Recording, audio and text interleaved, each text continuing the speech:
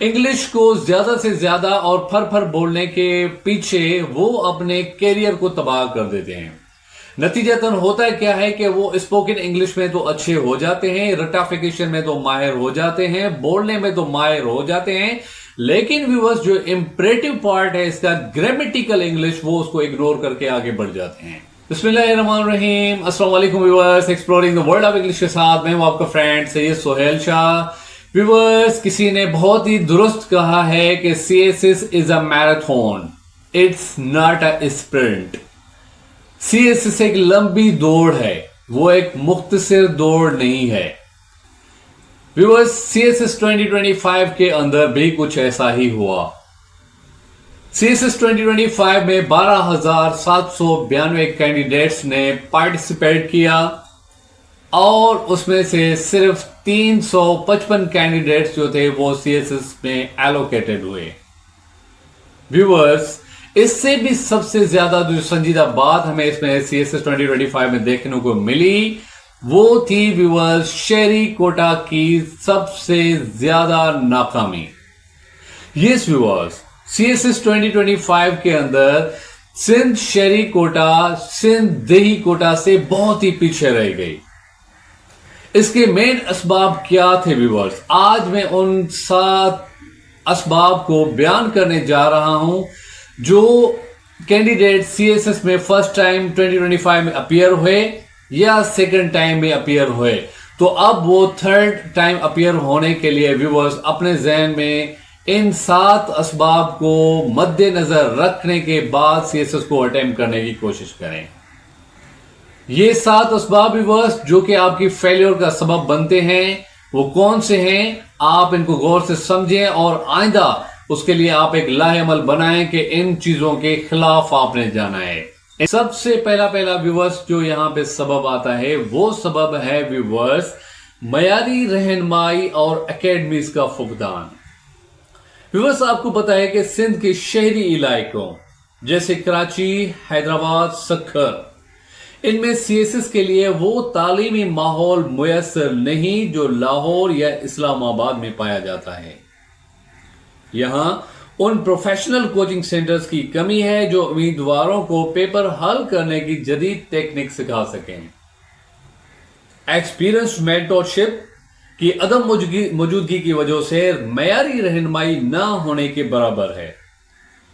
नतीजतन व्यूअर क्या होता है कि उम्मीदवार मेहनत तो करते हैं लेकिन स्मार्ट वर्क से महरूम रह जाते हैं।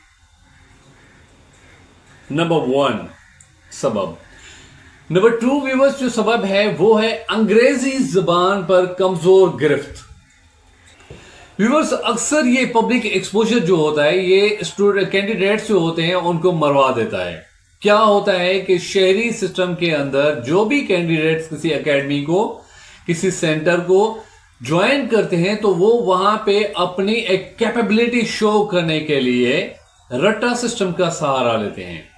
इंग्लिश को ज्यादा से ज्यादा और फर फर बोलने के पीछे वो अपने कैरियर को तबाह कर देते हैं।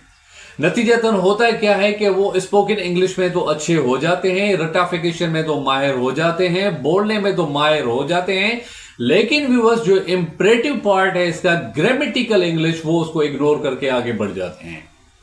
जिसकी मेन वजह यही होती है कि वो सीएसएस के ऐसे पेपर में, प्रीसीज राइटिंग में और कंपोजिशन में बहुत ही बड़े मार्जिन के साथ फेल हो जाते हैं। स्टिल व्यूअर्स, आज भी अगर आप देखेंगे कि मोस्ट जो स्टूडेंट्स हैं जो सीएसएस क्वालिफाई करते हैं उनके जब आप ऐसे उनकी प्रीसीज, उनकी कंपोजिशन की मार्क्स आप देखेंगे तो बड़ी मुश्किल से व्यूअर्स सबसे अच्छे में अच्छी जिस बंदे ने मार्क्स उठाई होंगी वो भी 55 या 60 के अंडर ही होंगे, उससे ज्यादा नहीं चाहता। लेकिन मोस्टली स्टूडेंट बड़ी मुश्किल से 40 मार्क्स उठा पाते हैं या 42 तक जाते हैं जो कि पासिंग मार्क उनके लिए होती है। इससे ज्यादा वो नहीं ले पाते। इसकी मेन वजह यही होती है कि वो रटाफिकेशन के पीछे पड़ जाते हैं और ग्रामेटिकल इंग्लिश को वो भूल जाते हैं। राइट व्यूअर्स, तो इसके लिए सबसे बेहतर यही है कि ग्रामेटिकल इंग्लिश को आपने फोकस्ड रखना है। आपको जो स्टडी का दायरा है वो ग्रामर इंग्लिश के फोकस्ड हो, ना कि ये कि आपने जो स्पोकन इंग्लिश सीखी है या आपने फर इंग्लिश बोली है बस उसी को ही आप वहां पे जाके हल करेंगे। उसके बाद भी बस नंबर 3 जो उसका रीजन है वो है कि आप जो ऑप्शनल सब्जेक्ट्स उठाते हैं उसमें आपका गलत इंतखाब होता है, यानी कि ऑप्शनल सब्जेक्ट का गलत इंतखाब। कई उम्मीदवार ऐसे मज़ामीन मुंतखब कर लेते हैं जिनमें उनका पस मंजर होता ही नहीं है, जिनका स्कोरिंग ट्रेंड कम होता है। मिसाल के तौर पे मैं आपको समझा व्यूअर्स कि अगर रियाजी या फिजिक्स जैसे मज़ामीन बगैर तैयारी के रखना या ऐसे मज़ामीन का चुनाव करना जिनका आपस में कोई ताल्लुक ही ना हो, तो डेफिनेटली वो आपको जो है बिल्कुल ही कम नंबर दिलवाएंगे और या तो आपको उसमें वो फेल कर देंगे, जिसकी वजह से आपकी जो सिलेक्शन होती है वो बिल्कुल नाकाम हो जाती है। तो हमेशा सब्जेक्ट्स वही सिलेक्ट करने चाहिए जिसमें आपकी इंटरेस्ट हो, राइट व्यूअर, जिसमें आपका बैकग्राउंड हो, जो स्कोरिंग ट्रेंड हो। इन 3 बुनियादों पे आप अपने ऑप्शनल सब्जेक्ट को सिलेक्ट करें। अगर इनके बरक्स आपने सिलेक्ट किया तो definitely you will get the failure. Okay viewers, उसके बाद नंबर 4 पे जो इसका सबब आता है वो है व्यूअर्स कि हालात हाजरा और तज्जियाती सोच की कमी। ये 2 इंपॉर्टेंट फैक्टर है व्यूअर्स। तो viewers, current affairs and analytical thinking जो है, एनालिटिकल थिंकिंग व्यूअर्स, नजरियाती सोच उसको कहते हैं कि आपने कोई भी सब्जेक्ट पढ़ा है तो उस सब्जेक्ट को डीप में पढ़ें, उसकी A to Z हर एक हिस्से टुकड़े की आपने मालूमात रखनी है। जब आप गहराई में उसकी स्टडी करेंगे तो तब वो जो है एनालिटिकल थिंकिंग आपके क्रिएटिव माइंड की तरफ आपको जो है वो डाइवर्ट करेगी। वो चीज जो कि आपके माइंड में सिर्फ एक कॉन्सेप्ट के तौर पे थी, उसको आपने सब्जेक्ट के फॉर्म में अपनी कॉपी के अंदर जो है वो लिख देना है। तो क्रिएटिव थिंकिंग जो होती है, जो एनालिटिकल थिंकिंग होती है, वो आपके इतने गहराई तक आपको लेके फिर आपके अंदर से जो है वो फूल शावर कर देती है। तो कीप इन माइंड कि ये analytical thinking and current affairs को आपने जरूर मद्देनजर रखना है। नंबर 5 पे व्यूअर्स जो एक सबब होता है आपकी नाकामी का, वो है कि जब भी व्यूअर्स देखिए वो है तहरीरी मश्क, यानी कि जो राइटिंग प्रैक्टिस होती है उससे अक्सर लोग गुरेज करते हैं।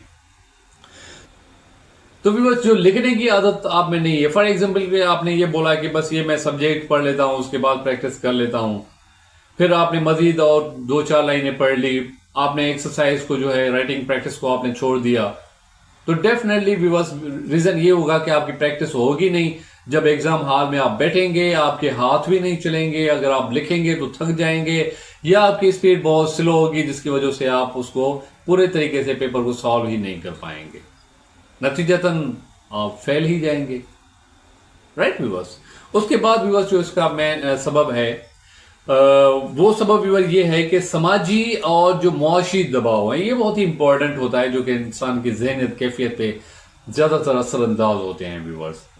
अब यहाँ पे व्यूअर्स एक बात बहुत इंपॉर्टेंट है कि देखिए, अगर हम शहर में रह रहे हैं तो वहाँ पे जॉब्स की अगर अपॉर्चुनिटीज बहुत ज़्यादा हैं, या हम एक्सपीरियंस गेन करने के लिए, अपनी हेजिटेशन को ब्रेक करने के लिए हम कोई भी किसी इदारे में पढ़ाने जाते हैं, तो व्यूअर्स हम ये क्यों नहीं सोचते कि मुझे CSS के लिए 10 से 12 घंटे चाहिए। अगर मैं 8 घंटे या 6 घंटे या 4 घंटे किसी भी इदारे के अंदर दे रहा हूं, तो मुझे बताएं कि मैं क्या 4 घंटे के अंदर जो मेरी एनर्जी वेस्ट हुई, 6 घंटे के अंदर जो मेरी एनर्जी वेस्ट हुई, क्या उस एनर्जी को गेन करने के लिए मुझे दूसरे 4 से 6 घंटे नहीं चाहिए होंगे डेली लाइफ में?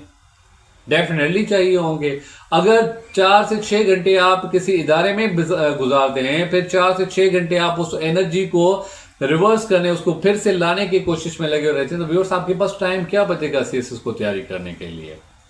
तो इसलिए यहाँ पे ये जो गैप है बहुत इंपॉर्टेंट होता है कि जो शहरी लाइफ होती है वहां पे मौशी हालात कुछ ज्यादा होते हैं, क्योंकि वहां पे अखराजात बहुत ज्यादा होते हैं कि 2-2 3 बंदों को कमाना पड़ता है, जिसकी वजह से वो CSS और बिजनेस या जॉब्स को साथ में लेकर चलते हैं, जिसकी वजह से क्या होता है कि वो नाकामी की तरफ तक चले जाते हैं। जबकि जो देही इलाकों में उम्मीदवार रहते हैं व्यूअर्स, क्योंकि उनका अपना घर होता है, वहां पे पानी होता है, वहां पे लाइट अगर है या नहीं सोलर सिस्टम का वहां पे सहारा लिया जाता है, वहां पे कुछ और कमाने का टेंशन नहीं होता, बिलिंग का टेंशन नहीं होता, रेंट का टेंशन नहीं होता। उस घर का अगर एक फर्द भी कमाता है तो वो घर लेके आता है, सारे वहां से खाते हैं। और स्पेशली व्यूअर्स यहाँ पे एक इंपॉर्टेंट बात होती है कि पेरेंटल सपोर्ट जो होती है वो बहुत ज्यादा होती है बनस्पत शहरी जो लाइफ है उससे देही गांव के, देही इलाकों के अंदर।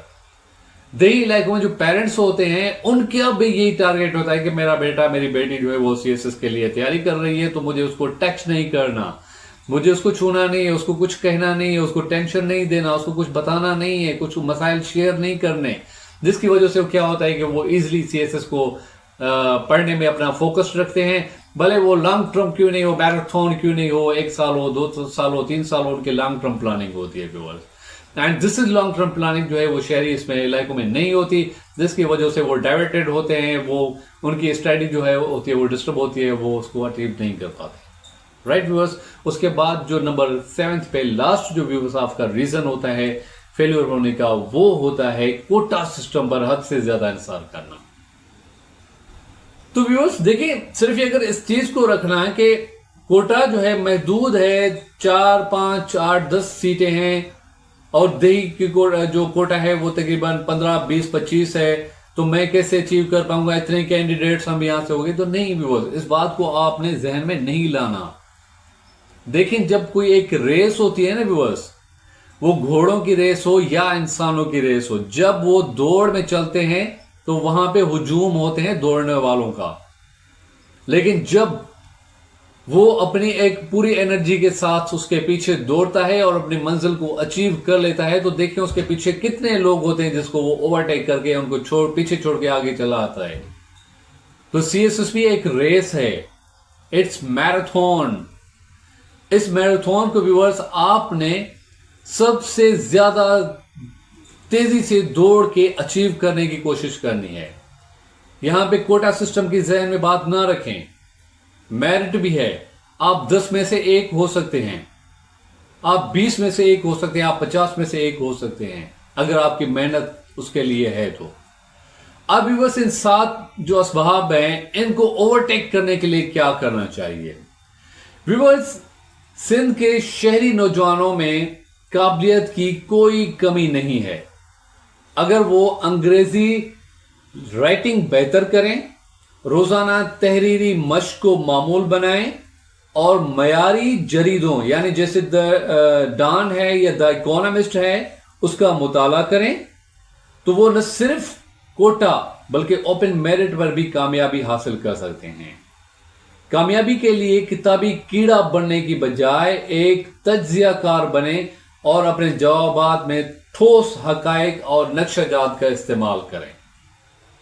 जब व्यूअर्स आप इस डिप्लोमेसी, इस लाहे अमल के पीछे आप अपनी मेहनत को जारी रखेंगे, तो आई एम श्योर कि कामयाबी आपके कदम चूमेगी।